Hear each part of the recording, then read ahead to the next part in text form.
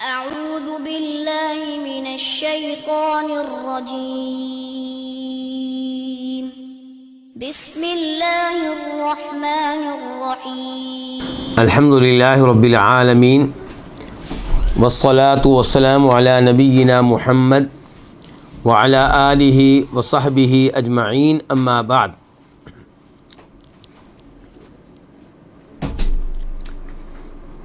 آج ہم کتاب الفوائد کے ساتھ ہیں، جس کے مؤلف امام ابن القیم رحمہ اللہ ہیں۔ یہ کتاب الفوائد طرح طرح کے فوائد سے بھری پڑی ہے، اور آج ہم اس کتاب کا صفحہ نمبر 119 پڑھیں گے، 119، اس ایڈیشن کے مطابق جس کے محقق ہیں شیخ محمد عزیر شمس رحمہ اللہ، اور کتاب کا وہ ایڈیشن جس کے محقق ہیں ڈاکٹر عبدالباسط المشہدانی، اس کے اعتبار سے کتاب کا صفحہ نمبر بنے گا 163، 163۔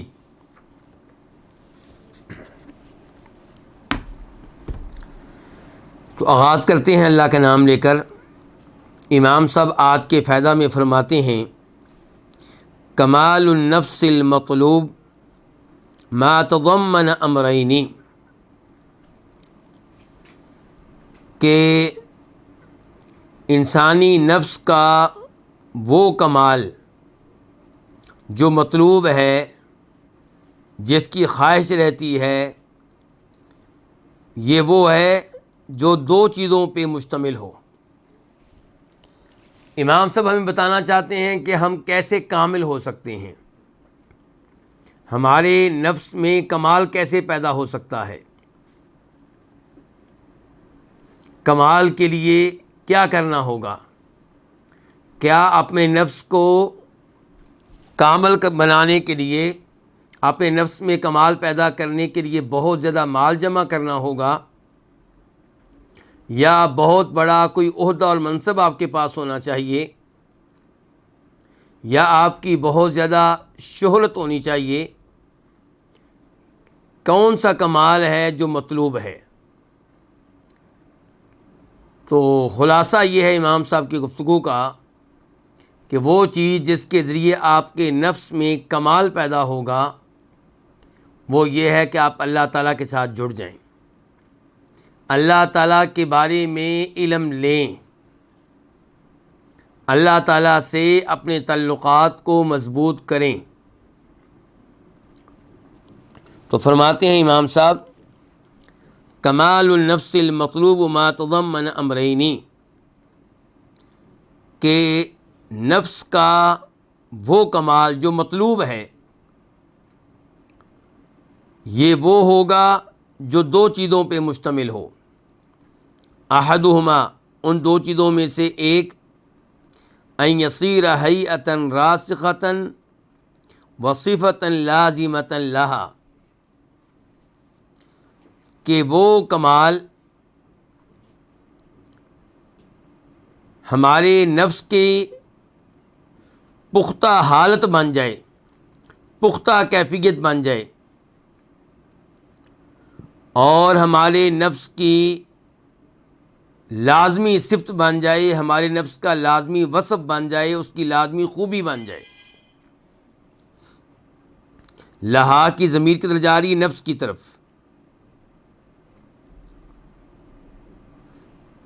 تو کمال وہ کمال ہوگا جو آپ میں ہمیشہ رہے،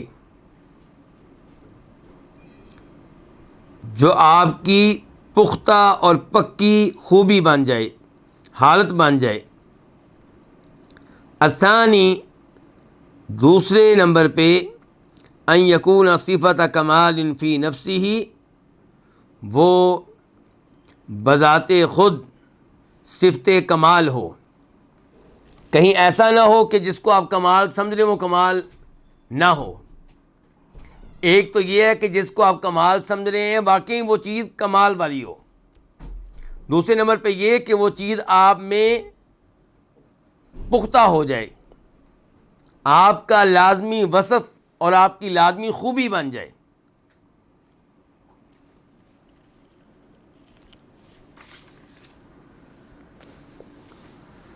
فَإِذَا لَمْ يَكُنْ كَذَلِكَ لَمْ يَكُنْ كَمَالًا، تو جب وہ اس طرح نہ ہو تو پھر وہ کمال نہیں ہے، حقیقت میں وہ کمال نہیں ہے. یعنی کہ جس کو آپ کمال سمجھ رہے ہیں وہ کمال نہ ہو تو پھر اس کو حاصل کرنے کا کوئی فائدہ نہیں ہوگا. کہتے ہیں فَلَا يَلِيقُ بِمَنْ يَسْعَى فِي كَمَالِ نَفْسِهِ الْمُنَافَسَةُ عَلَيْهِ وَلَا الْأَسَفُ عَلَى فَوْتِهِ.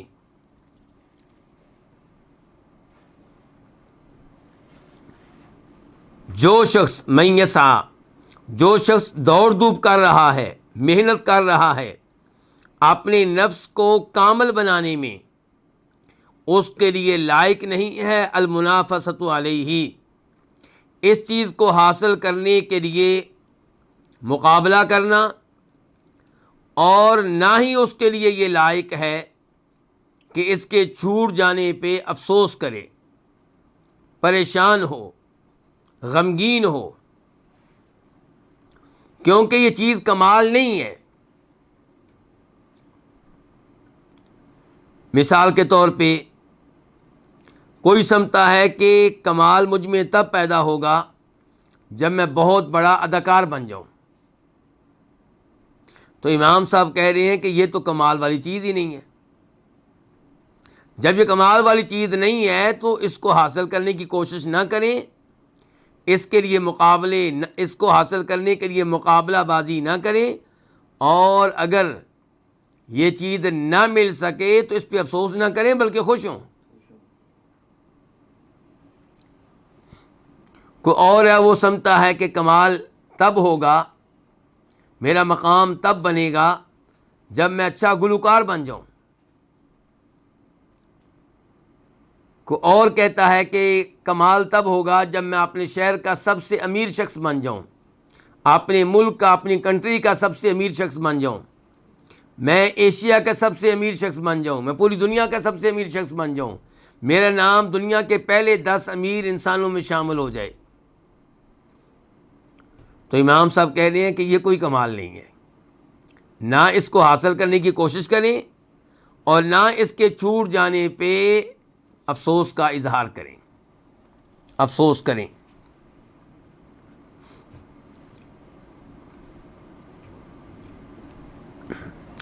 وَذَلِكَ لَيْسَ إِلَّا مَعْرِفَةَ بَارِئِهَا وَفَاطِرِهَا وَمَعْبُودِهَا وَإِلَٰهِهَا الْحَقِّ الَّذِي لَا صَلَاحَ لَهَا وَلَا نَعِيمَ وَلَا لَذَّةَ إِلَّا بِمَعْرِفَتِهِ وَإِرَادَةِ وَجْهِهِ وَسُلُوكِ الطَّرِيقِ الْمُوصِلَةِ إِلَيْهِ وَإِلَىٰ رِضَاهُ وَكَرَامَتِهِ. تو وہ کمال کیا ہے پھر؟ جب امام صاحب نے کہہ دیا کہ ہر وہ چیز جس کو آپ کمال سمجھ رہے ہو ضروری نہیں کہ وہ کیا ہو، کمال ہو، تو سوال پیدا ہوا پھر آپ بتا دیں کیا کمال ہے. کہتے ہیں وذالک، اور وہ حقیقی جو کمال ہے وہ نہیں ہے مگر یہ کہ معرفت بارئہا، اپنے خالق کو پہچاننا.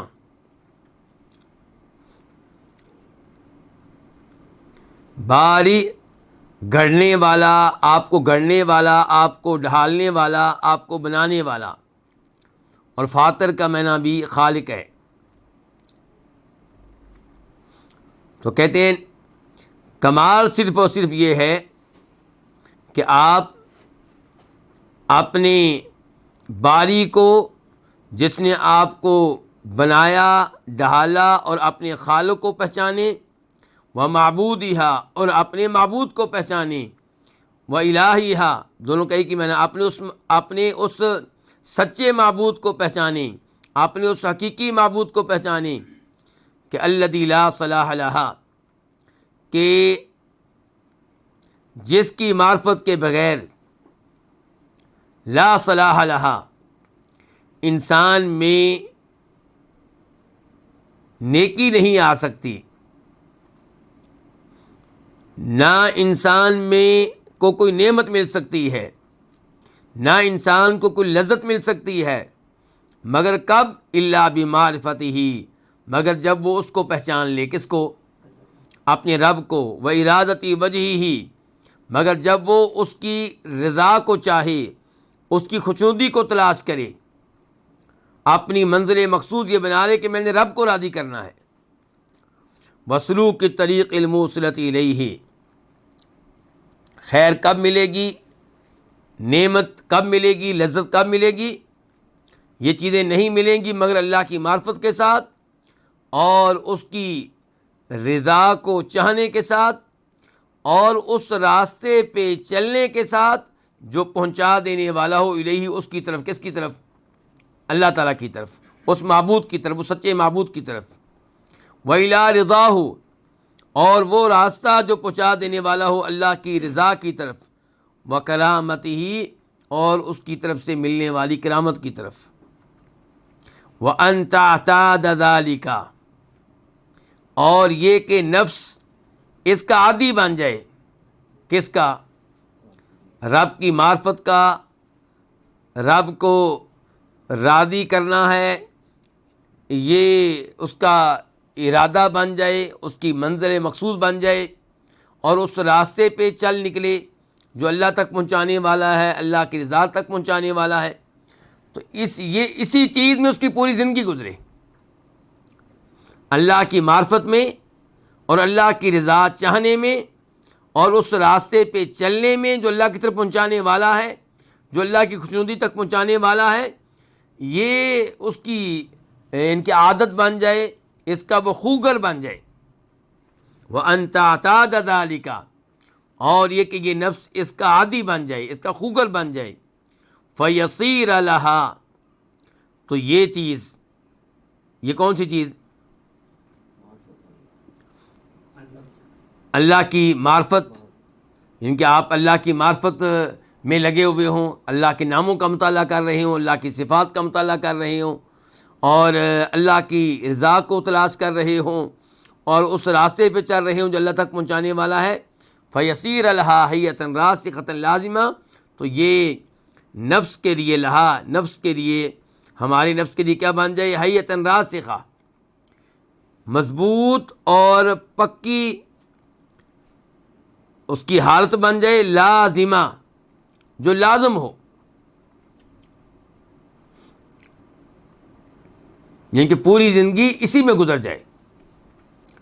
تو یہ وہ چیز ہے جس سے آپ کامل ہو سکتے ہیں، یہ وہ چیز ہے جس سے آپ میں کمال پیدا ہو سکتا ہے۔ یہ کام آپ کریں گے تو آپ کو لذت محسوس ہوگی، یہ کام آپ کریں گے تو آپ سمجھیں گے کہ میں بڑی نعمتوں میں جی رہا ہوں، یہ کام آپ کریں گے تو آپ کو خیر ہی خیر ملے گی، بھلائی ہی بھلائی ملے گی۔ لیکن دیگر کاموں میں ایسا نہیں ہوگا۔ وما عدا ذلك، اچھا اس میں جب یہ کہا کہ اللہ کی معرفت میں لگ جائیں، اللہ کی رضا چاہنے میں لگ جائیں، تو اس میں سارے نیک اعمال آ گئے۔ تلاوت کریں گے تو اللہ کی رضا ملے گی، اللہ کی راہ میں صدقہ خیرات کریں گے تو اللہ کی رضا ملے گی، روزے رکھیں گے تو اللہ کی رضا ملے گی، اور پھر یہ کہا کہ اس راستے پہ چل نکلیں جو اللہ تک پہنچانے والا ہے۔ وہ کون ہے؟ پورا اسلام وہ راستہ ہے۔ گناہوں سے آپ بچ رہے ہوں، حرام کاموں سے آپ بچ رہے ہوں، واجبات پہ آپ عمل کر رہے ہوں، مستحبات کو آپ اختیار کر رہے ہوں، تو یہ وہ کام ہیں جو آپ کریں گے تو آپ کے نفس میں کمال پیدا ہوگا۔ امام صاحب فرماتے ہیں، کون سے امام صاحب؟ امام ابن القیم، وما عدا ذلك من العلوم والارادات والاعمال فهي بين ما لا ينفعها ولا يكملها وما يعود بضررها ونقصها وألمها۔ اچھا، ایک تو وہ علوم ہو گئے جن کے ذریعے کیا ہوتا ہے؟ اللہ کی معرفت اور اللہ کی پہچان ملتی ہے، اور ایک ارادہ ہو گیا اللہ کی رضا لینے کا، اور ایک عمل کیا ہو گیا؟ اللہ تعالیٰ کی طرف جانے والے راستے پہ چل نکلنے کا۔ تو ان کے علاوہ جو علوم ہیں، ان کے علاوہ جو ارادے ہیں، ان کے علاوہ جو اعمال ہیں، ان کے بارے میں آپ کیا کہتے ہیں؟ یہ سوال ہے۔ یہ تو آپ نے بتا دیا کہ آپ کیا پوری زندگی کرتے رہیں، اللہ کی ذات کے بارے میں علم لیتے رہیں، اللہ تعالیٰ کی معرفت حاصل کریں۔ یہ بتا دیا امام القیم صاحب آپ نے کہ اللہ تعالیٰ کی رضا کا ارادہ کر لیں کہ میں نے اللہ کی رضا حاصل کرنی ہے۔ یہ آپ نے بتا دیا کہ اللہ تعالیٰ تک پہنچا دینے والے راستے پہ چل نکلیں۔ تو جو دیگر اعمال ہیں، دیگر ارادے ہیں، دیگر علوم ہیں، ان کے بارے میں آپ کیا کہتے ہیں؟ تو امام صاحب یہ بتانے لگے ہیں کہ دیگر ارادے، دیگر علوم، دیگر اعمال، اس کی دو شکلیں ہو سکتی ہیں، تیسری کوئی شکل نہیں ہے۔ یا تو ان کا کوئی تعلق نہیں ہوگا آپ کو فائدہ دینے میں اور آپ کو کامل بنانے میں، اور یا پھر وہ ایسے علوم ہوں گے، ایسے ارادے ہوں گے، ایسے اعمال ہوں گے جو آپ کے نفس کو نقصان پہنچائیں گے، کمال کی طرف لے جانے کی بجائے اسے نقص کی طرف لے کر جائیں گے، سعادت بخشنے کی بجائے تکلیف دینے کا سبب بنیں گے۔ خلاصہ سمجھے علماء کرام؟ دیگر علوم، دیگر ارادے، دیگر اعمال دو حالتوں سے خالی نہیں ہیں۔ یا تو یہ ہے کہ وہ آپ کے لیے مفید نہیں ہیں، آپ کو کامل بنانے والے نہیں ہیں، اگرچہ نقصان پہنچانے والے بھی نہیں ہیں، اور دوسری حالت یہ ہے کہ نہیں، وہ نقصان پہنچانے والے ہیں، وہ آپ میں نقص پیدا کرنے والے ہیں، وہ آپ کو اذیت دینے والے ہیں، عذاب اور تکلیف میں مبتلا کر دینے والے ہیں۔ چنانچہ آپ ترجمے کی طرف آتے ہیں۔ امام صاحب کہتے ہیں وما عدا ذلک من العلوم والارادات والاعمال، اور ان کے علاوہ علوم اور ارادے اور اعمال، فہیا تو یہ بینما لا ینفعها، یہ ان کے مابین ہیں جو آپ کو فائدہ نہیں دے سکیں گے، جو آپ کے نفس کو فائدہ نہیں دے سکیں گے، ولا یکملها، اور نہ ہی آپ کے نفس کو کامل کر سکیں گے، اور وما یعود بضررها، یہ دوسری حالت یہ ہے کہ وہ آپ پہ نقصان لے کر آئیں گے آپ کے لیے، اور آپ کی طرف نقص لے کر آئیں گے، آپ کے نفس کی طرف تکلیفیں لے کر آئیں گے۔ تو دیگر جتنے بھی علوم ہیں، مثال کے طور پہ آپ کہتے ہیں جی ہم میتھ پڑھتے ہیں، تو میتھ جو ہے، جو حقیقی کمال ہے، کیا اس میں فائدہ دینے والا ہے؟ نہیں۔ انسان کے نفس کو کامل بنانے میں اس کا کوئی کردار ہے؟ بالکل بھی نہیں۔ لیکن ہم کہہ سکتے ہیں کہ وہ نقصان دہ بھی نہیں ہے۔ لیکن کئی علوم ایسے ہیں جو کیا ہیں؟ وہ نقصان دہ ہیں۔ مثال کے طور پہ جادو کا علم آپ سیکھتے ہیں تو یہ آپ کے لیے نقصان دہ ہے۔ آپ صوفی لوگ جو گمراہ صوفی ہیں ان کی کتابیں پڑھتے ہیں، تو جیسے جیسے آپ پڑھتے چلے جائیں گے ویسے ویسے وہ کتب آپ پہ اثر انداز ہوں گی، ان میں صوفیوں کی گفتگو آپ پہ اثر انداز ہوگی، اور آپ کے ایمان میں کمی آئے گی، آپ کے نفس کو نقصان پہنچے گا، اور جس قدر آپ وہ چیزیں سیکھیں گے جن کا تعلق اللہ تعالیٰ کی ذکر سے نہیں ہے، اللہ تعالیٰ کی ذات سے نہیں ہے، وہ آپ کے لیے تکلیف کا سبب بنیں گی۔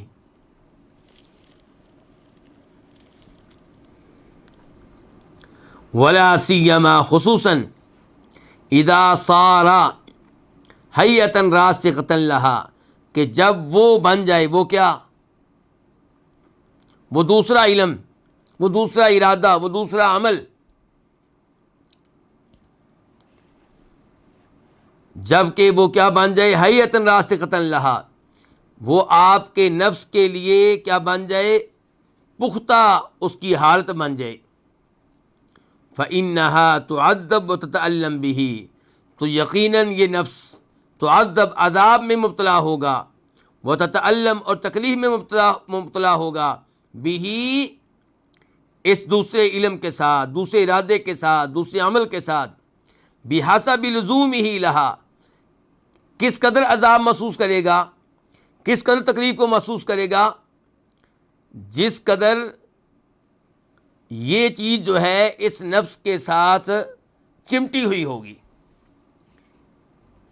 یعنی کہ یہ دوسرا علم ہے وہ جتنا آپ کے نفس کے ساتھ اس کا گہرا تعلق ہوگا اسی قدر زیادہ آپ عذاب کو محسوس کریں گے, اسی قدر زیادہ آپ تکلیف کو محسوس کریں گے. اور اگر دوسرا کوئی علم آپ نے کم لیا ہے تو پھر آپ کا عذاب اور آپ کی تکلیف بھی کم ہوگی.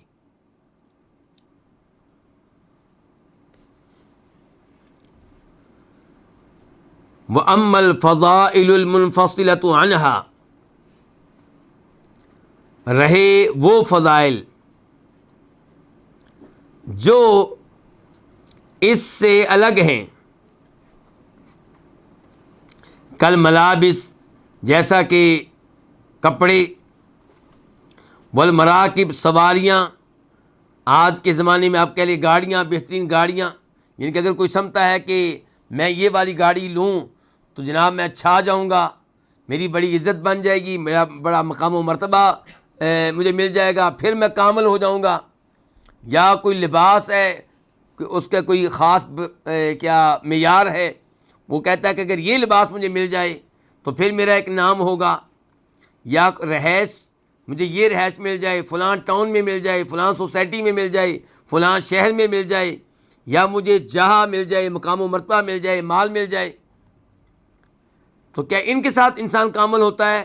امام صاحب جواب دینے لگے نہیں, ایسی بات نہیں. دیکھیں کہتے ہیں وَأَمَّا الْفَضَائِلُ الْمُنْفَصِلَةُ عَنْهَا, رہے وہ فضائل یعنی کہ فضیلت کی وہ چیزیں جو ان سے الگ ہیں, کل ملابس جیسا کہ کپڑے, والمراکب سواریاں, والمساکن رہائشیں, والجاہ مقام و مرتبہ, والمال فتل کا, تو یہ چیزیں فی الحقیقت در حقیقت, عوارن یہ چیزیں در حقیقت مستعار ہیں.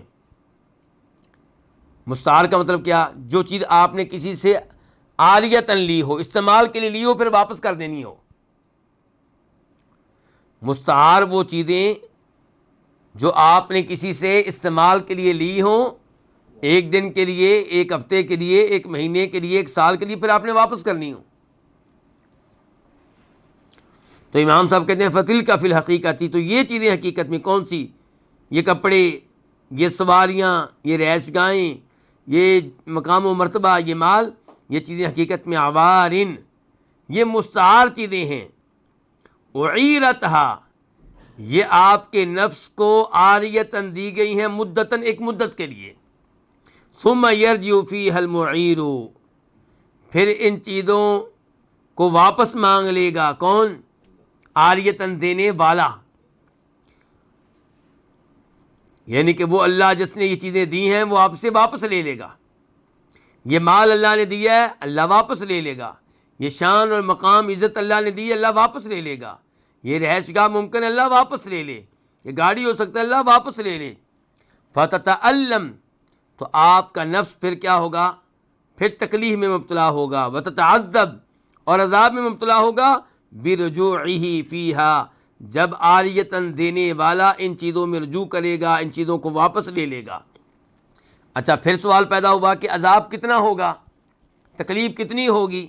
کہتے ہیں بحسب تعلقہا بہا, آپ کے نفس کے ان چیزوں کے ساتھ تعلق کے مطابق. جتنا آپ کے نفس کا مال کے ساتھ گہرا تعلق ہوگا, مال چھن جانے پہ اتنا ہی اسے عذاب ہوگا, اتنی تکلیف ہوگی.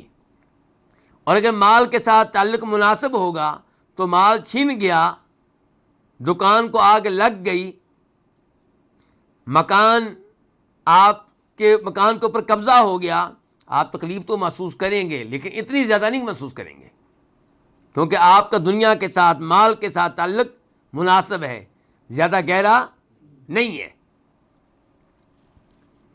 ولا سیما, خصوصاً اذا کانت, جب ہوں یہ چیزیں,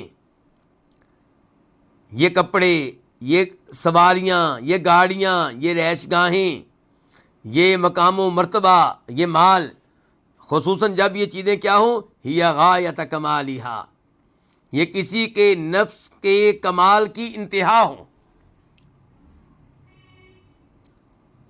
یعنی کہ یہی اس کی آخری منزل ہے. صبح و شام اس کی ٹینشن کیا ہے کہ مجھے ایسی رہائش گاہ مل جائے, ایسی گاڑی مل جائے, میں شہر کا کیا بن جاؤں, امیر ترین آدمی بن جاؤں, یا شہر کا سب سے بڑا آفیسر بن جاؤں, میں ملک کا وزیر اعظم بن جاؤں, میں ملک کا بادشاہ بن جاؤں. یہی اس کے کمال کی انتہا ہے. یعنی کہ ایک ہے, کچھ لوگ وہ ہوتے ہیں, ٹھیک ہے وہ مال حاصل کرنے میں لگے ہوئے ہیں, اس کو بھی کمال کا ذریعہ سمجھتے ہیں, لیکن کمال کی انتہا اس کو نہیں سمجھتے. کمال کی انتہا کس کو سمجھتے ہیں کہ اللہ راضی ہو جائے. کمال کی انتہا کس کو سمجھتے ہیں کہ جنت مل جائے. کمال کی انتہا کس کو سمجھتے ہیں کہ نبی علیہ الصلوۃ والسلام کے حوض کوثر سے پانی پینے والے بن جائیں. تو ان کو یہ نعمتیں چھن جانے پہ اتنی تکلیف نہیں ہوتی. لیکن جس کے کمال کی انتہا یہی ہے, جس کی منزل مقصود ہی یہی ہے, تو اس سے جب یہ چیز چھنے گی تو پھر وہ بہت تکلیف محسوس کرے گا. ہو سکتا ہے وہ بیمار ہو جائے, اور ہو سکتا ہے اسی غم میں اس کی جان چلی جائے.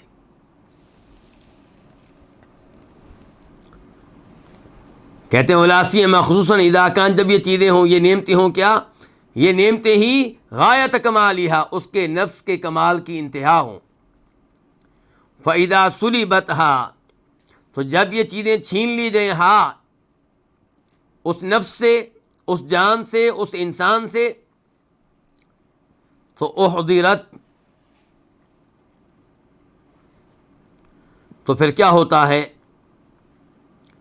پھر اس نفس میں عظیم ترین نقص اور عظیم ترین تکلیف اور عظیم ترین حسرت ڈال دی جاتی ہے.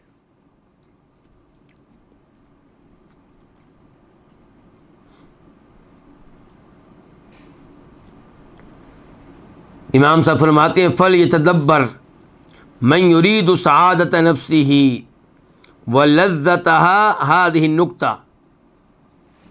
کہتے ہیں من یرید, جو چاہتا ہے سعادت نفسہ, اپنے نفس کو خوشی دینا, اپنے نفس کو تسکین دینا, ولذتہا, اور جو چاہتا ہے اپنے نفس کو لذت دینا, فلیتدبر, اسے چاہیے کہ غور کرے ہذہ النقطہ, اس نقطے پہ جو میں نے نقطہ بھی بیان کیا ہے.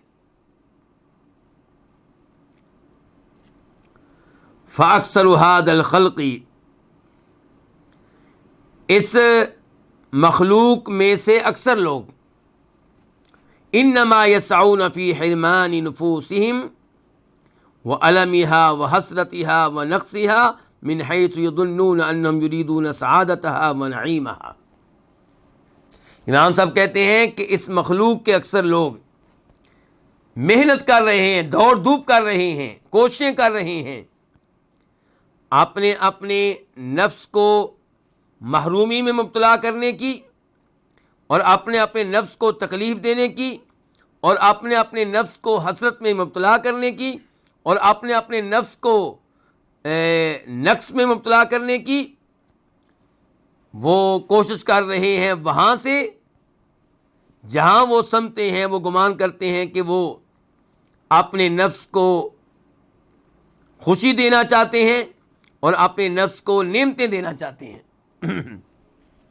یعنی کہ جہاں جہاں سے وہ سمجھتے ہیں کہ یہ چیز ہمیں مل جائے اور ہم محنت کر رہے ہیں, یہ مل گئی تو تب مجھے سکون مل جائے گا, مجھے خوشیاں مل جائیں گی, میری زندگی میں ٹھہراؤ آ جائے گا, میں بہت اچھی زندگی گزاروں گا.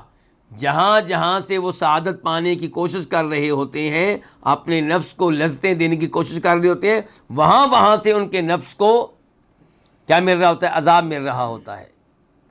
وہاں سے ان کے نفس کو محرومی مل رہی ہوتی ہے, وہاں سے ان کے نفس کو حسرتیں مل رہی ہوتی ہیں, وہاں سے ان کے نفس میں کمی آ رہی ہوتی ہے, نقص پیدا ہو رہا ہوتا ہے.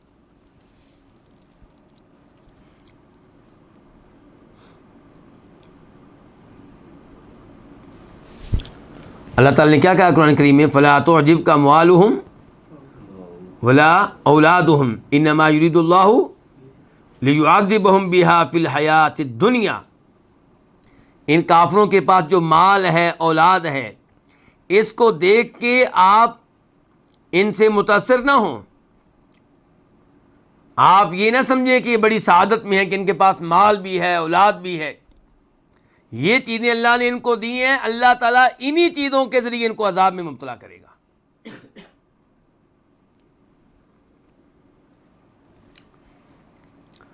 اس سے بڑا عذاب کیا ہوگا کہ یہ چیزیں، یہ دنیاوی نعمتیں انسان کو رب سے دور کرنے کا سبب بن جائیں. اس سے بڑا عذاب کیا ہوگا؟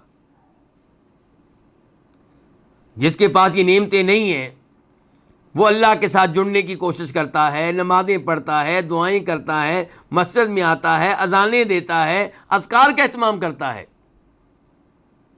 اور جس کے پاس یہ نعمتیں ہیں، دنیاوی نعمتیں، ان میں سے کئی لوگ ایسے ہیں وہ ان نعمتوں کی وجہ سے مساجد سے، نماز سے، اذکار سے، تلاوت سے، رب سے دور ہو جاتے ہیں.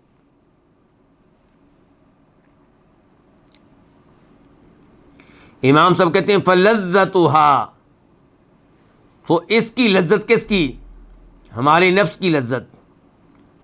بحسب ما حصل لها من تلك المعرفة والمحبة والسلوک، اس نفس، ہمارے نفس کو لذت ملے گی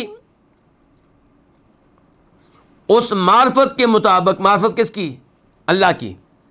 ہمارے نفس کو لذت ملے گی اس معرفت کے مطابق، اس محبت کے مطابق، اور اللہ کی طرف پہنچانے والے اس راستے پہ چلنے کے مطابق جو اس کو حاصل ہو چکا ہے. فلذتها، تو نفس کی لذت کیسی ہوگی؟ بحسب، اس کے مطابق جو اس کو مل چکا ہے. کیا مل چکا ہے؟ جو کچھ اس کو مل چکا ہے، من تلک المعرفت، اللہ کی معرفت میں سے، اللہ کی محبت میں سے، اور اللہ تعالیٰ کی طرف جانے والے راستے پہ چلنا. اس میں سے جتنا حصہ آپ کو مل گیا اس کے مطابق آپ کو لذت ملے گی، سعادت ملے گی، خوشیاں ملیں گی، نعمتیں ملیں گی. وَأَلَمُهَا وَحَسْرَتُهَا بِحَسَبِ مَا فَاتَهَا مِنْ ذَلِكَ، اور نفس کی تکلیف اور اس کی حسرت اس کے حساب سے ہوگی، اس کے مطابق ہوگی جو اس سے چھوٹ گیا ہے. کس سے؟ اس انسان سے، اس نفس سے چھوٹ گیا ہے. من ذالک، اس معرفت میں سے، اس محبت میں سے. خلاصہ کیا ہے اس جملے کا؟ کہ جتنی اللہ کی معرفت آپ نے لے لی، جس قدر آپ نے اللہ کی محبت پا لی، جس قدر آپ اس راستے پہ چل نکلے جو اللہ کی طرف لے جانے والا ہے، اسی قدر آپ کو لذت ملے گی، سعادت ملے گی، سکون ملے گا، راحت ملے گی. اور جس قدر آپ اللہ تعالیٰ کی معرفت سے محروم رہے، اللہ کی محبت سے محروم رہے، اللہ کی طرف جانے والے راستے پہ چلنے سے محروم رہے، اسی قدر آپ کو حسرتیں ملیں گی، اسی قدر آپ کو تکلیفیں ملیں گی.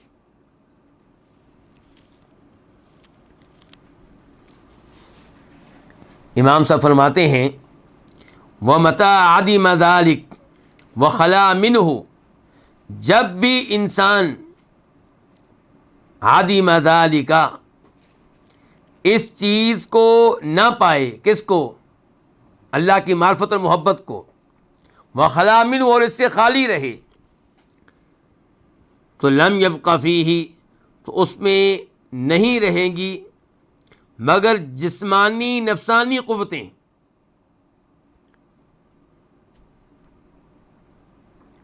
یعنی کہ جب انسان محروم رہا کس سے؟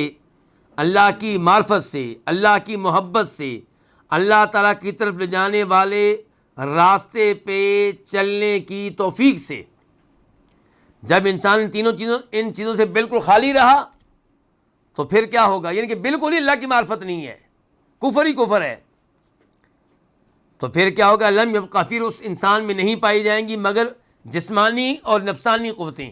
وہ جسمانی نفسانی قوتیں التی بہا یاکل، جن کے ساتھ وہ کھاتا پیتا ہے، یاکل و یشرب، وینکی، اور نکاح کرتا ہے، ویغضب، اور غصے میں آتا ہے، وینال سائر لذاتہ، اور جن کی وجہ سے وہ حاصل کرتا ہے اپنی ساری لذتیں، ومرافق حیاتہ، اور اپنی زندگی کی ضروریات اور لوازمات ولا يلحقه من جهتها، اور اس کو نہیں ملے گی، کس کو؟ اس انسان کو جو محروم ہے کس سے؟ اللہ کی معرفت سے، اللہ کی محبت سے، اللہ کے راستے کو پانے کی توفیق سے، تو اس انسان کو نہیں ملے گی من جہتها، ان کی جانب سے۔ کن کی جانب سے؟ جسمانی نفسانی قوتوں کی جانب سے اس کو نہیں ملے گا شرف، کوئی شرف، کوئی عزت، ولا فضیلت، نہ ہی کوئی فضیلت، بل خساست و منقصہ، بلکہ اسے کیا ملے گی؟ کمینگی، رذالت اور عیب اور خامیاں۔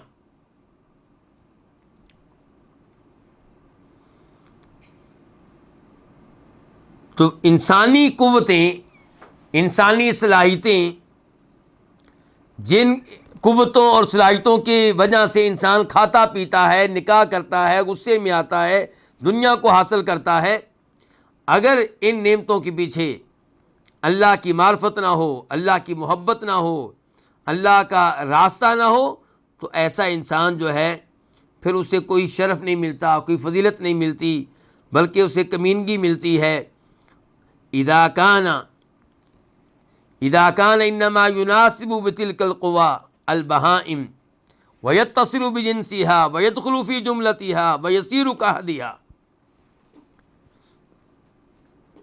جب وہ ہو، کیسا ہو؟ جب کہ وہ انما يناسب، وہ مشابہ ہو، بتلك القوى، ان قوتوں کے ساتھ مناسبت رکھتا ہو، نسبت رکھتا ہو، مشابہت رکھتا ہو، کن کے ساتھ؟ البہائم، جانوروں کے ساتھ۔ جانور کھاتے پیتے ہیں جی، اور جانور وہ آپس میں تعلق بھی قائم کرتے ہیں، اور کئی جانور غصے میں بھی آتے ہیں، اور دنیاوی سہولتیں بھی ان کو ملتی ہیں۔ تو کہتے ہیں اگر یہ چیزیں آپ نے حاصل کر لی ہیں تو جانور بھی حاصل کر لیتے ہیں۔ آپ نے حاصل کیا کیا بتائیں پھر؟ آپ میں جانوروں میں فرق کیا ہوا؟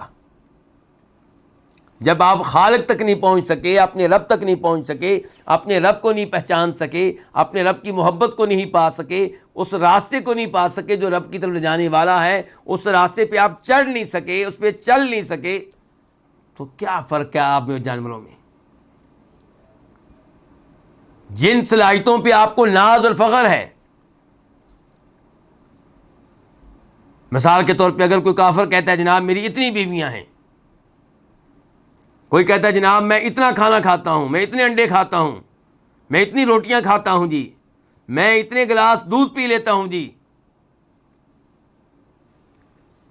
تو بھئی یہ چیزیں جو ہیں یہ تو جانوروں کے پاس بھی ہیں۔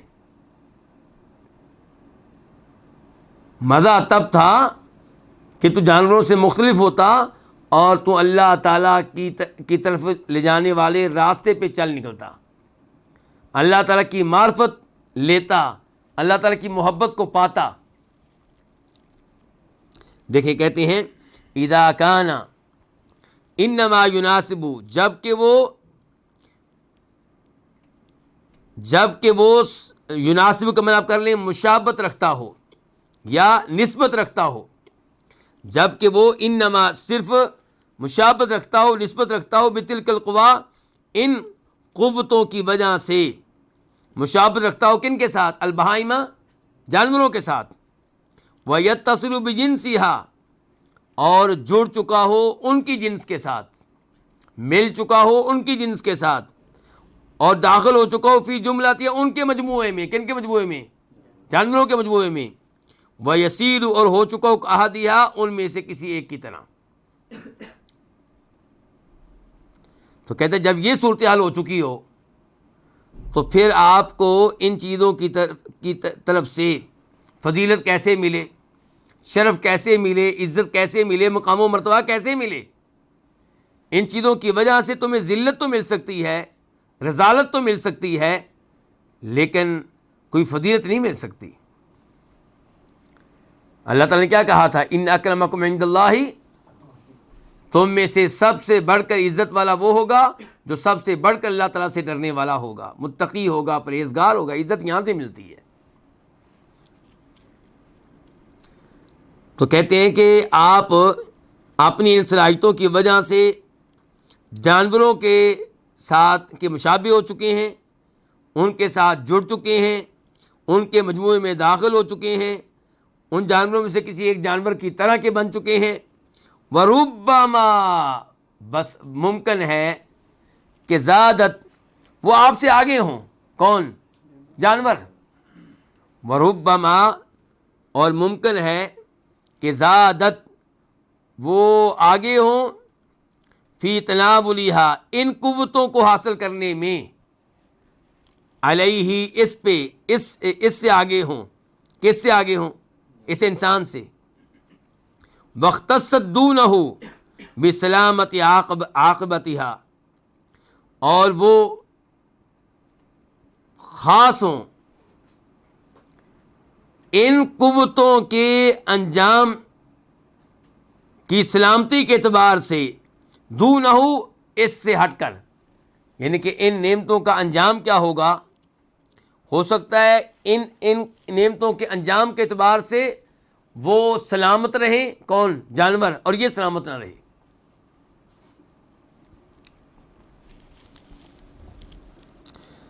کیوں؟ کیا ہوگا ان نعمتوں کا انجام؟ کیا ہوگا جی؟ جب اللہ کی معرفت سے محروم ہیں، جب اللہ کی محبت سے محروم ہیں، جب صراط مستقیم سے محروم ہیں، دین اسلام کو پانے سے آپ محروم ہیں، تو پھر نعمتوں کا انجام کیا ہوگا؟ عذاب، عذاب قبر، دنیا میں عذاب، حشر میں عذاب، جہنم، سزائیں۔ تو پہلے تو یہ کہا کہ تم اس معاملے میں جانوروں کی طرح کے ہو، اب کہہ رہے ہیں کہ جانور آپ سے آگے ہوں گے۔ ایک تو آگے اس لحاظ سے کہ انہوں نے، ہو سکتا ہے کہ یہ صلاحیتیں، یہ قوتیں تم سے زیادہ لے رکھی ہوں۔ اب شیر کو دیکھ لیں، شیر کیا کھاتا ہے؟ وہ پورے کا پورا ہرن کھا جاتا ہے، پورے کا پورا بکرا کھا جاتا ہے، اور ہم تو پھر بھی تھوڑا سا گوشت کھاتے ہیں۔ تو کہتے ہیں ربما، بسا اوقات، زادت، وہ جانور آگے بڑھے ہوئے ہوں گے، فی تناولہا، ان قوتوں کو حاصل کرنے میں، علیہ، اس انسان سے، واختصت، اور وہ خاص ہوں گے، دونہ، اس انسان کو چھوڑ کر، بسلامت عاقبتہا، ان قوتوں کی انجام کی سلامتی کے ساتھ۔ کیونکہ ان سے، جانوروں سے پوچھا جائے گا تمہیں یہ نعمت دی گئی تھی، ان کا استعمال کیسے کیا؟ تو وہ سلامت ہے نا، ان کا انجام کو خطرناک تو نہیں ہے۔ والامنی، اور وہ خاص ہوں گے، کون؟ جانور، من جلب الضرر علیہا، ان چیزوں کے، ان نعمتوں کے، ان قوتوں کے نقصان کو کھینچ کر لانے سے۔ کیا مطلب ہے جی؟ کہ یہ چیزیں جو ہے کسی نقصان کا سبب بنیں گی جانوروں کے لیے؟ نہیں، ان کو ایسی کوئی ٹینشن نہیں ہے۔ جبکہ یہ انسان جسے ان صلاحیتوں پہ، ان قوتوں پہ، ان دنیاوی امور پہ بڑا فخر ہے، انجام کے لحاظ سے یہ چیزیں اس کے لیے بڑی نقصان دہ ہوں گی، اور یہی چیزیں اس کے لیے عذاب کا باعث بنیں گی۔ مثال کے طور پہ وہ حدیث آپ ذہن میں لے کر آئیں جس میں آتا ہے کہ جس آدمی کے پاس سونے چاندی کے ڈھیر ہوں گے اور وہ زکوٰۃ ادا نہیں کرتا ہوگا، تو سونے چاندی کو گنجا سام بنا دیا جائے گا، اور اس کے گلے کا ہار بنا دیا جائے گا، اور وہ اس کو ڈسے گا اور کہے گا انا کنزک انا مالک، میں تیرا مال ہوں، میں تیرا خزانہ ہوں۔ تو کیا یہ مال اس کے اوپر مصیبتیں لے کر نہیں آیا، اضرار لے کر نہیں آیا، مصائب لے کر نہیں آیا؟ جبکہ یہ جو جانور ہیں یہ اس ٹینشن سے محفوظ ہیں۔ تو والامنی، تو یہ جانور جو ہیں یہ خاص ہیں، یعنی کہ سب کا یہ معاملہ نہیں، انسانوں کا یہ معاملہ نہیں ہے، یہ جانور خاص ہیں کس چیز سے؟ کہ الامنی، وہ محفوظ ہیں، من جلب الضرر علیہا، نقصانات کو لانے سے ان پہ یعنی کہ جانوروں پہ کہ یہ چیزیں نقصان لے کر آئیں ان جانوروں پہ، اس سے بھی وہ محفوظ ہے۔ فَكَمَالٌ تُشَارِكُكَ فِيهِ الْبَهَائِمُ، تو وہ کمال جس میں آپ کے جانور شریک ہیں، وہ کون سا کمال ہے جی؟ کھانے پینے کی چیزیں، دنیاوی نعمتیں، تو وہ کمال جس میں آپ کے جانور شریک ہیں، وہ تزید علیک، اور آپ سے آگے ہیں، آپ سے بڑھ کر ہیں، وَتَخْتَصُّ عَنْكَ فِيهِ بِسَلَامَةِ الْعَاقِبَةِ، اور وہ انجام کی سلامتی کے اعتبار سے خاص ہے تجھ سے، یعنی کہ تجھے یہ گارنٹی نہیں ملی کہ تیرا انجام سلامت ہوگا، ان کے لیے ہے۔ تو حقیقن ایسا کمال اس لائق ہے کہ ان تہجرہ، کہ آپ اس کو چھوڑ دیں، ایسا کمال اس لائق ہے کہ اس کو چھوڑ دیا جائے۔ کیوں؟ کیونکہ یہ تو وہ کمال ہے جس میں آپ جانوروں جیسے بن رہے ہیں، جس کو حاصل کر کے، یہ وہ کمال ہے جس کو آپ حاصل کر کے جانوروں کی طرح کے بن رہے ہیں، لیکن ہیں جانوروں سے پیچھے، جانوروں کے پاس وہ کمال آپ سے بڑھ کر ہے۔ اور پھر جانوروں کو یہ گارنٹی ہے کہ یہ چیزیں ان کے لیے انجام کے اعتبار سے نقصان دہ نہیں ہوں گی، اور آپ کو یہ گارنٹی حاصل نہیں ہے۔ تو پھر حقیقن، تو یہ کمال اس لائق ہے کہ ان تہجرہ، آپ اس کو چھوڑ دیں، الی الکمال الحقیقی، اور جائیں اس حقیقی کمال کی طرف، الذی لا کمال سواہ، جس کے علاوہ کوئی کمال ہے ہی نہیں۔ وہ کمال کیا جی؟ پھر اللہ تعالیٰ کی معرفت، اللہ تعالیٰ کے ساتھ جڑ جانا، اللہ تعالیٰ کی رضا کو تلاش کرنا، اللہ کی طرف جانے والے صراط مستقیم دین اسلام دین ایمان پہ چلنا۔ وباللہ توفیق، امام صاحب آخر میں کہتے ہیں کہ اللہ ہی کے پاس ہے توفیق، اللہ ہی کے ہاتھ میں ہے توفیق، یعنی کہ اللہ ہی توفیق دینے والا ہے۔ اللہ سے توفیق مانگیں، یعنی کہ یا اللہ مجھے اپنی معرفت دے، یا اللہ مجھے ان میں سے بنا جو ہر عمل تیری رضا کو پانے کے لیے کرتے ہیں، یا اللہ مجھے صراط مستقیم پہ چلا، دین اسلام پہ چلا۔ فائدۃ جلیلہ، ایک اور عظیم فائدہ، وہ کیا ہے جی؟ اذا اصبح العبد وامسى وليس همه الا الله وحده، وليس همه الا الله وحده، جب بندہ صبح کرے اور شام کرے، اس حالت میں کرے کہ اس کا فکر، اس کا غم، اس کی ٹینشن اللہ کے علاوہ کوئی اور چیز نہ ہو۔ صبح کرتا ہے تو اس کو فکر کس کی ہے؟ اللہ کی، کہ میں اللہ کو کیسے راضی کروں۔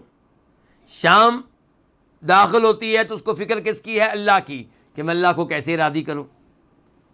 کہتے ہیں کہ جب بندہ صبح کرے اور شام کرے اس حال میں کہ اس کی ٹینشن، اس کی فکر، اس کا غم اللہ کے علاوہ کوئی اور چیز نہ ہو، تو تحمل اللہ سبحانہ حوائجہ کلہا، اللہ تعالیٰ ذمہ داری لے لیتے ہیں اس کی تمام حاجات کی، اس کی تمام ضرورتوں کی۔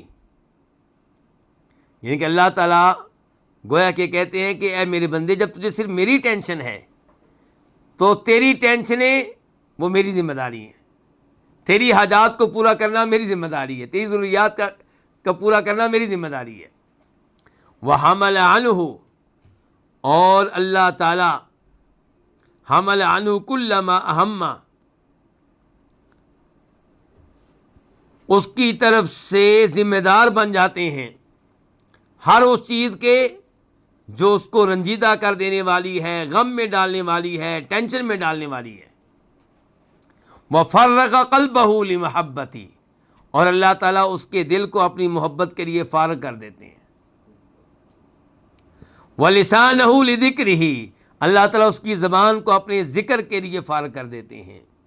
وَجَوَارِحَهُ لِطَاعَتِهِ، اور اللہ تعالیٰ اس کے اعضاء کو اپنی اطاعت کے لیے فارغ کر دیتے ہیں۔ اور جب اللہ تعالیٰ ساتھ نہ ہو، یعنی کہ ہمیں اللہ کی ٹینشن نہ ہو، ہر معاملے میں لوگوں کی ٹینشن ہے، لوگوں کی خاطر نمازیں چھوڑ رہے ہیں، دوستوں کی خاطر نمازیں چھوڑ رہے ہیں، بیگم کی خاطر نمازیں چھوڑ رہے ہیں، بچوں کی خاطر نمازیں چھوڑ رہے ہیں، تو انسان کی حاجتیں پوری نہیں ہوتی، رزق پورا ہی نہیں ہوتا، خرچے پورے ہی نہیں ہوتے، ہرس ختم ہی نہیں ہوتی۔ اور جو انسان کہہ دے نہیں جی اصل اللہ ہے، اللہ پہلے باقی سب بعد میں. میرا کام اللہ کو راضی کرنا. اللہ تعالیٰ کہتے ہیں میرے بندے تیری حاجتوں کو پورا کرنا پھر میرا کام ہے. پھر اللہ تعالیٰ اس کے دل کو اپنی محبت سے آباد کر دیتے ہیں, اس کی زبان پہ اپنا ذکر جاری کر دیتے ہیں, اس کے اعضاء کو اللہ تعالیٰ اپنی اطاعت میں لگا دیتے ہیں. وَإِنْ أَصْبَحَ وَأَمْسَى وَالدُّنْيَا هَمُّهُ, اور اگر وہ صبح کرے شام کرے اس حال میں کہ دنیا ہی اس کی ٹینشن ہو, دنیا ہی اس کی فکر ہو, دنیا ہی اس کا ہم اور غم ہو, تو حملہ اللہ ہمومها وغمومها وانکادها ووکلہ الی نفسہ, تو اللہ تعالیٰ اس پہ ذمہ داری ڈال دیتے ہیں, اس پہ بوجھ لا دیتے ہیں, ہمومها اس کی ٹینشنوں کا, اس کی فکروں کا, اس کے غموں کا, اور اس کی پریشانیوں کا, اس کی مشکلات کا, اور اللہ تعالیٰ اس کو اس کے سپرد کر دیتے ہیں, تو جان تیرا کام جانے. نبی علیہ السلام کی دعاؤں میں سے ایک دعا یہ تھی, اللہم رحمتک ارجو فلا تکلنی الی نفسی طرفۃ عین, یا اللہ ایک لمحے کے لیے بھی مجھے میرے والے نہ کرنا, یعنی کہ مجھے یا اللہ تیری مدد چاہیے, مجھے تیری رحمت چاہیے. وَأَصْلِحْ لِي شَأْنِي كُلَّهُ, یا اللہ میرے سارے کام سنوار دے. لا الہ الا انت, میں اعلان کرتا ہوں تیرے علاوہ کوئی عبادت کے لائق نہیں ہے. اور یہاں پہ یہ کتنا بد نصیب شخص ہے کہ اللہ تعالیٰ نے اس کو اس کے نفس کے سپرد کر دیا, یعنی کہ تو میری رحمت سے محروم.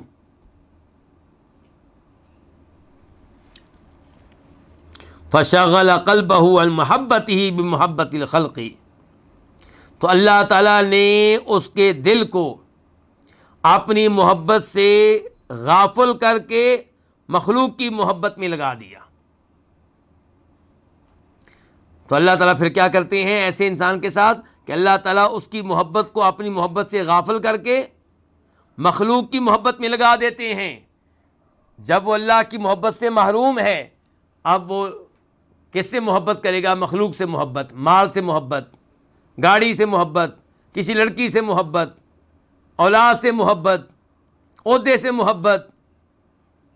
یہ سزا ہے اللہ تعالیٰ کی طرف سے اس کے لیے. جب اس نے اللہ پہ اوروں کو ترجیح دی, اللہ نے اسے پھر اپنی محبت سے محروم کر دیا, اوروں کی محبت میں لگا دیا. اور وہ بد نصیب بڑا خوش, اپنے آپ کو خوش نصیب سمجھتا ہے کیا کہ جناب میں نے اتنا مال کما لیا, میں نے وہ عہدہ میری منزل تھی میں نے حاصل کر لی, اس لڑکی کو پانا میری منزل مقصود تھا میں نے اس کو پا لیا. اور دنیا والے اس کا انٹرویو لے رہے ہوتے ہیں, سوشل میڈیا والے اس کا انٹرویو لے رہے ہوتے ہیں, یار تو بڑا کامیاب انسان ہے.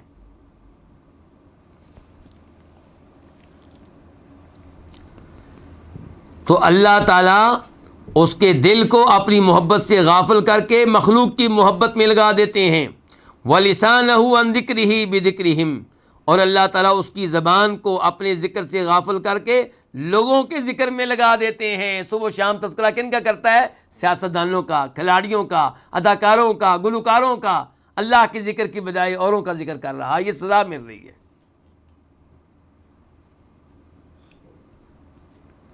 وَجَوَارِحَهُ عَنْ طَاعَتِهِ بِخِدْمَتِهِمْ أَشْغَالِهِمْ, اور اللہ تعالیٰ اس کے اعضاء کو اپنی طاعت سے غافل کر کے لوگوں کی خدمت میں لگا دیتے ہیں اور ان کی مصروفیات میں اس کو لگا دیتے ہیں. اب وہ جناب لوگوں کی خدمت کر رہا ہے, لوگوں کو راضی کرنے میں لگا ہوا ہے. فَهُوَ يَقْدَحُ قَدْحَ الْوَحْشِ فِي خِدْمَةِ غَيْرِهِ, تو وہ محنت کرتا ہے, وہ تھکتا ہے جنگلی جانوروں کی طرح اوروں کی خدمت میں, اوروں کی خدمت میں لگا ہوا ہے گدھے کی طرح. صبح و شام کسی اور کی خدمت میں لگا ہوا ہے. کسی امیر آدمی کی کوٹھی میں ہے, ان کا نوکر بنا ہوا ہے, ان کے آگے پیچھے ہوتا ہے, نمازیں یاد نہیں, قرآن یاد نہیں, اللہ کا کوئی ڈر نہیں, اللہ کا کوئی ذکر نہیں.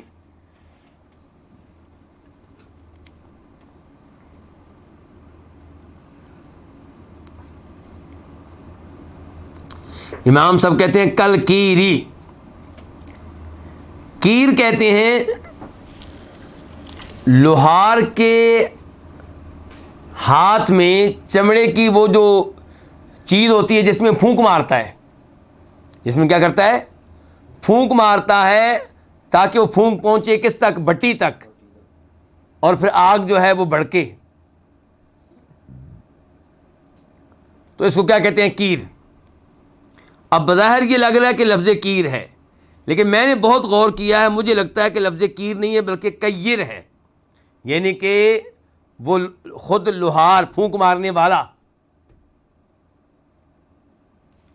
یعنی کہ یہ آدمی کل کیری, یہ اس لوہار کی طرح ہے, ینفخ بطنہ, جو اپنے پیٹ کو اپنے یعنی کہ جس کا پیٹ جو ہے وہ پھول جاتا ہے, وَيَعْصِرُ ذَالِيَ, جو اپنی پسلیوں کو نچوڑ ڈالتا ہے, فی نفع غیرہ, دوسروں کو نفع دینے کے لیے.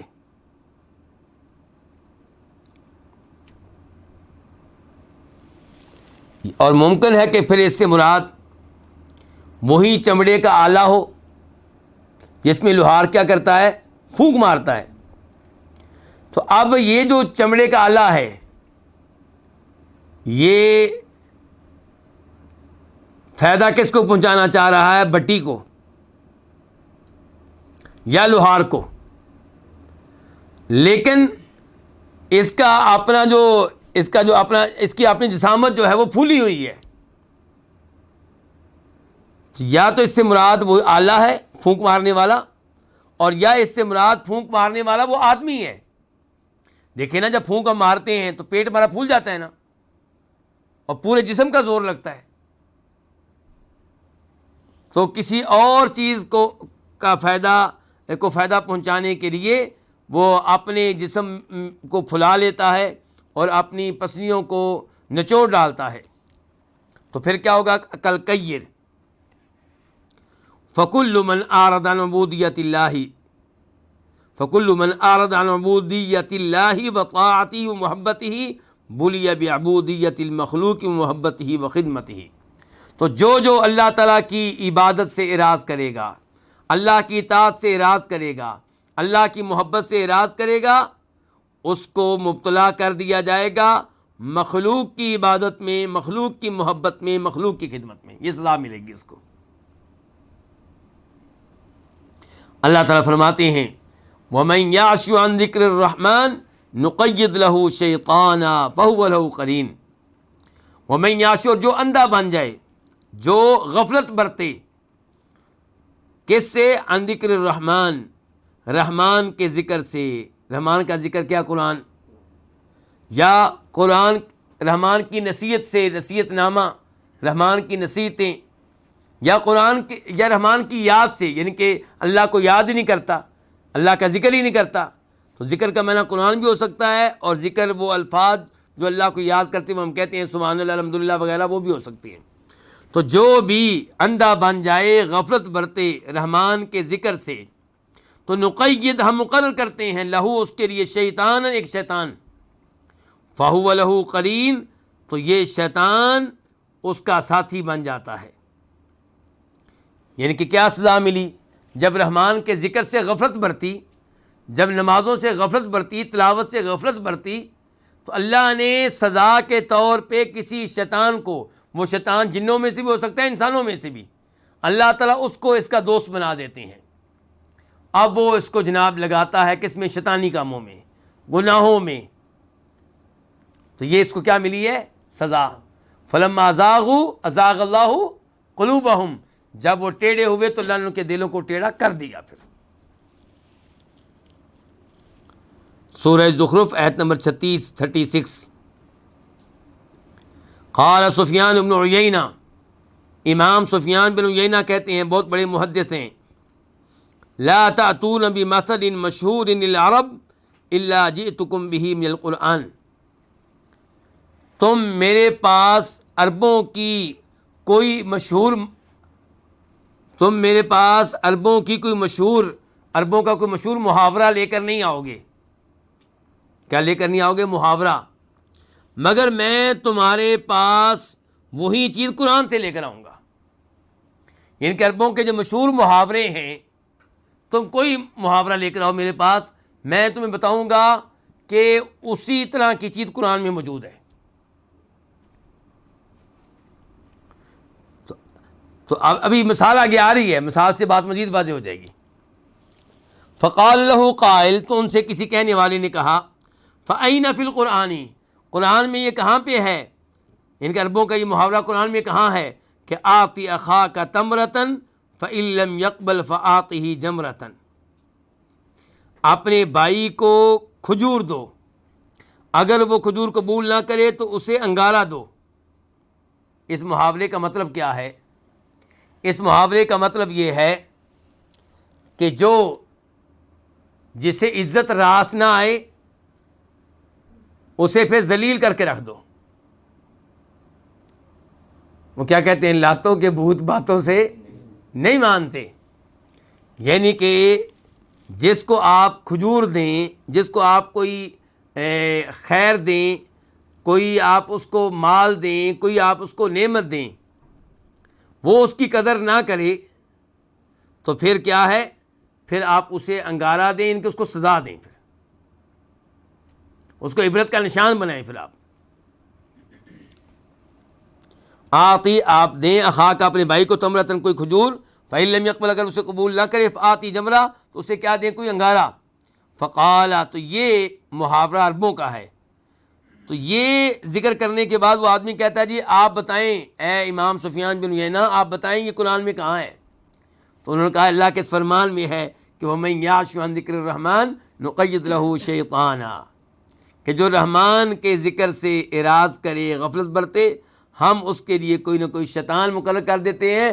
یعنی کہ جب اس کے پاس قرآن آیا اس نے قبول نہیں کیا، مسجد اس کے گھر کے پاس بنی، اس نے اس کی قدر نہیں کی، اس کو نصیحت کی گئی کہ اللہ کا ذکر کیا کرو، وہ نہیں کرتا، تو اب اس کو انگارہ کیا ملا کہ اللہ تعالیٰ اس کے ساتھ کسی شیطان کو مقرر کر دیتے ہیں.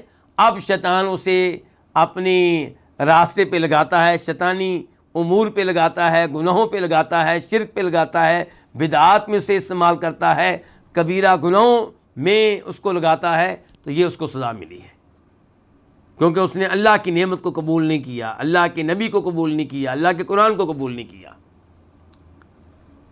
تو خلاصہ کلام کیا ہے اس آخری فائدے کا؟ کہ میں اور آپ اللہ کو ہر ایک سے بڑھ کر اہمیت دیں. ہماری صبح و شام کی ٹینشن کیا ہونی چاہیے؟ اللہ، کہ میں نے اللہ کو کیسے راضی کرنا ہے، میں نے اللہ کو کیسے پانا ہے، میں نے اللہ کو کیسے، اللہ کی معرفت کیسے حاصل کرنی ہے، میں نے اللہ کے راستے پہ کیسے چلنا ہے. تو یہ ٹینشن آپ جو ہے اس کو سب سے بڑی ٹینشن بنا لیں. آپ کی باقی ٹینشنیں جو ہیں وہ چھوٹی ہیں، وہ ان کے لیے اللہ تعالیٰ کافی ہے. وَمَن يَتَوَكَّلْ عَلَى اللَّهِ، جو اللہ پہ توکل کرے اللہ اس کے لیے کافی ہو جاتا ہے. اللہ رب العزت سے دعا ہے کہ اللہ تعالیٰ ہمیں اپنی ذات کے ساتھ جڑنے کی توفیق عنایت فرمائے. وآخر دعوانا الحمد للہ رب العالمین.